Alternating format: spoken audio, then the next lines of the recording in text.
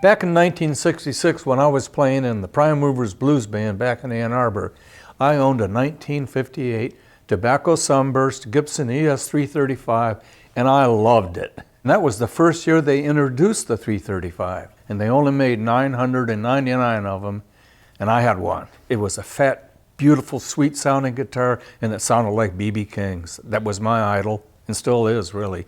And B.B. King, on the cover of his famous album, Live at the Regal, played a guitar that looked just like mine, and that's one reason I loved it.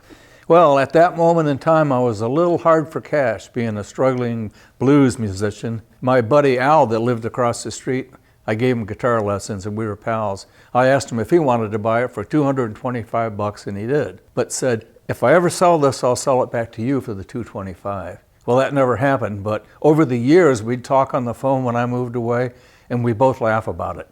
Hey Al, you ready to sell it? And he'd go, not yet, but I'll let you know when I am. Well, I'm sad to say that Al passed away a month ago. I heard about it from his friend Jerry, that's known him as long as I have, who's executing the will. And apparently Al had quite a collection of guitars, and Jerry said, Dan, in his will he left you your pick of any guitar in the collection. So there's only one guitar that I would have wanted if Al still has it. It's that 335 Sunburst. It turned out that Al had about 34 guitars, and it took weeks for Jerry to unpack all of those from a crowded room in the basement. He'd call me every 3 or 4 days and send some more pictures, Fenders, Carvins, all kinds of guitars, but no 335. So I really had about given up when Jerry called and said, found it, they found it. I was just, oh boy. And he sent me a photo of it, and that was it. It was the last guitar that came out of the pile. It had been close to water on the floor. The case had molded, but it didn't hurt the guitar at all. And I just freaked out. And as quick as I could, I drove up to Ann Arbor and got it. So folks, hold your breath. Here she is. I found a case for it because the other one was broken, and I got this online. It's the 1958 case from a 335. There she is, my baby. The first time I laid eyes on this, I could see that Al had modified it quite a bit. He was deep into electronics and not afraid to do something like that. I do have pictures of what it looked like before I took the parts off. First, I saw that he took the covers off the humbuckers, these beautiful rare PAFs from 1958. These are precious. Now they're dirty. That was a popular thing back in the end of the 60s and the 70s. I think it came from the British players. You unsoldered the covers and took them off because you got a different sound out of your pickups, maybe more treble. It was pretty popular.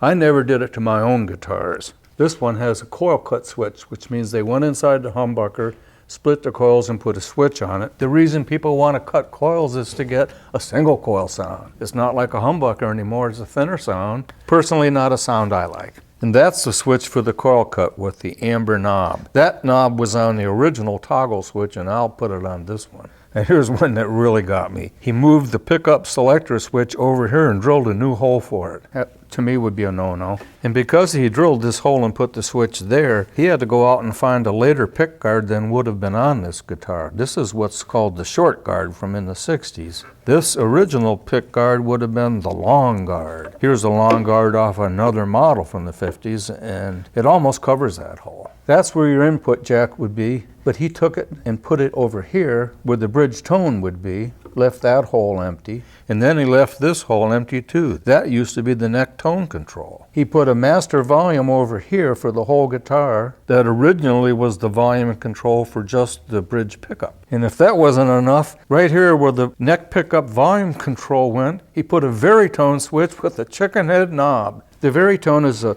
mode switch, a rotary switch that has 6 different modes. 1, 2, 3, 4, 5, 6. Each is a different sound, but people really didn't like that much, and it pretty much got discontinued. This is the choke or inductor that powers that Veritone. It goes in the bottom of the pickup cavity, and I got a hold of it with a magnet. They had to rod a giant hole in here so they could put this and that through here to get to there, and that wasn't easy. It wasn't easy for me to get it out. Why Al did these crazy mods, I'm not sure. But I think what Al was trying to do with this 335 was sort of turn it into a 345, which is a similar model that had the Veritone, and it had the choke, and it had a stereo output jack. And what makes me think that even more is that instead of the normal truss rod cover, he has a Gibson stereo truss rod cover. Hey, where's my old truss rod cover, Al? Well, the semi-hollow body guitar is even more hollow now that we got all this stuff out of it. That's a lot of hardware to stuff through a hole into a guitar. I'm ready to work. In fact, I've already started on this, and the place I started was in this bridge pickup cavity, because they got down in there with the drill and the router and made a horrible mess. My goal was to flatten the irregular depth of the hole and fashion a plug to fill in the depth and create a shape like the original. Even though I don't know exactly how I'm going to repair this hole from this point on, one method will be to glue a block flat on the bottom in order to glue this block in at the right height. Any of the seamed lines around there will be filled with a filler, and I'll paint that yellow too. And I've gone ahead and ordered in some supplies for the wiring job, namely 2 Bumblebee caps that I got online. They're the same rating, the same construction, a little bit bigger, I think, as the originals.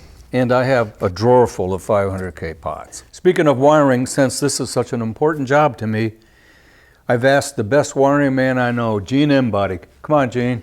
Gene and I have worked on guitars for 30 years. He works at StewMac, and he's going to do the honors here, the whole deal. Thanks, man. I really appreciate you bringing me in on this.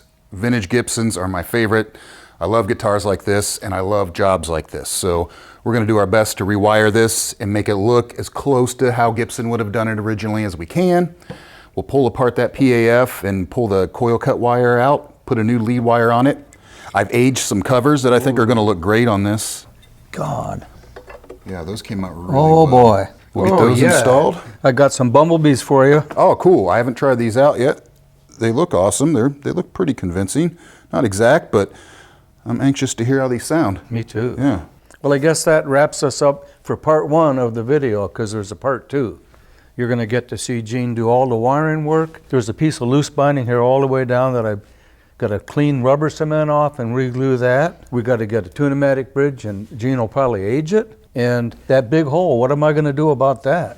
Yeah, what are you going to do about that? Well, someday I may want to take a chisel and clean it out and put wood in it with a matching grain, spray it yellow, but I'm thinking that for now, imagine the knurled ring on a toggle switch. Mm-hmm. So imagine if that was a thin toggle switch ring and it had a pearl inlay in the center, a dome piece of pearl. I say that because once I sold my 59 Barney Kessel to a left-handed player, he took it to Gibson and they put holes here and they plugged all these holes with pearl dots, and it looked kind of cool. I think that's a great idea, Dan. I think I've actually seen some things like that before. I'm excited to get started on this. Thanks again for inviting me in. You're most welcome. Trusting me with all of this. I love it. Trust him.